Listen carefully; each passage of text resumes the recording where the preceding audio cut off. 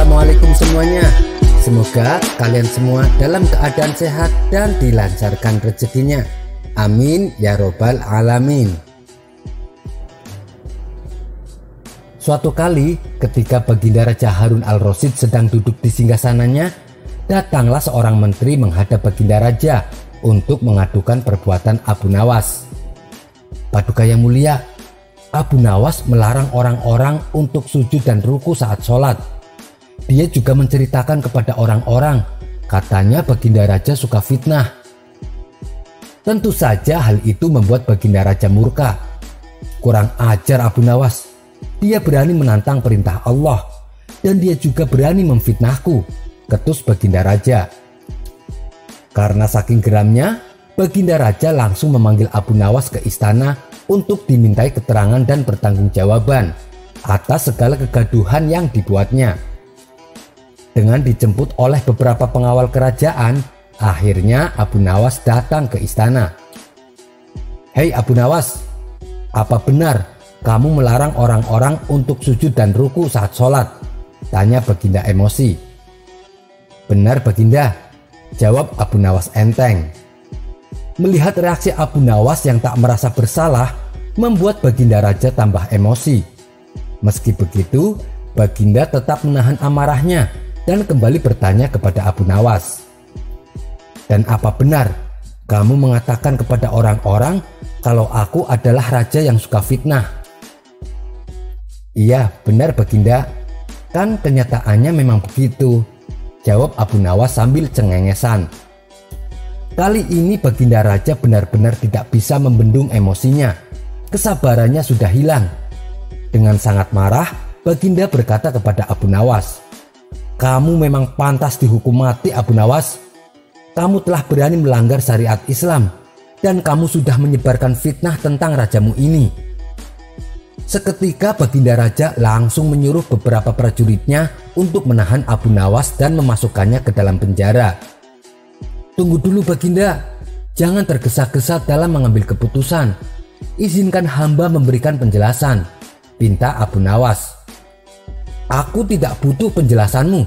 Jelas-jelas kamu sudah bersalah," bentak Baginda Raja. "Bagaimana mungkin Baginda bisa memutuskan saya bersalah?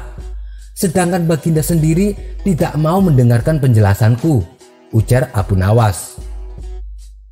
"Baiklah, cepat jelaskan sekarang," desak Baginda penuh emosi. "Begini Baginda yang mulia, memang hamba akui hamba telah mengatakan itu. Namun sepertinya kedua pernyataan hamba tersebut datang kepada Paduka dalam keadaan yang tidak lengkap. Seolah-olah hamba bersalah dan melanggar syariat Islam. Hamba kali ini merasa difitnah Paduka yang mulia," jelas Abu Nawas. "Apa? Merasa difitnah? Justru kamu yang telah memfitnah saya kepada orang-orang," kata Baginda bertambah geram. Abu Nawas kemudian memberikan penjelasan secara rinci dan jelas.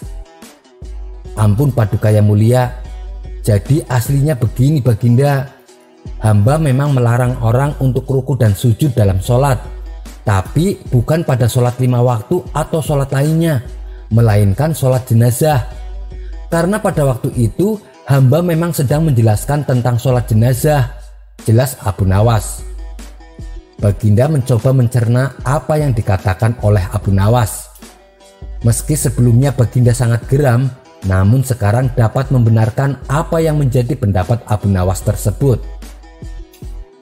"Lalu bagaimana tentang pernyataanmu tentangku? Kamu mengatakan kepada orang-orang kalau aku suka fitnah," tanya Baginda Raja. "Oh, mengenai hal itu. Kebetulan pada saat itu hamba sedang menerangkan tentang ayat Al-Quran, di mana dalam ayat tersebut menjelaskan bahwa anak-anak dan harta adalah fitnah. Bukankah Baginda suka dengan anak-anak dan harta? Kalau begitu, Baginda berarti suka dengan fitnah. Adakah perkataan saya yang salah?" tanya Abu Nawas. Setelah mendengar penjelasan Abu Nawas, Baginda malah merasa malu.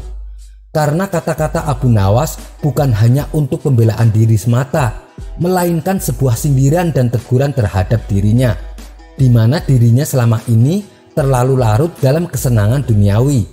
Padahal kenikmatan yang ia dapatkan itu adalah ujian dari Allah Subhanahu wa Ta'ala.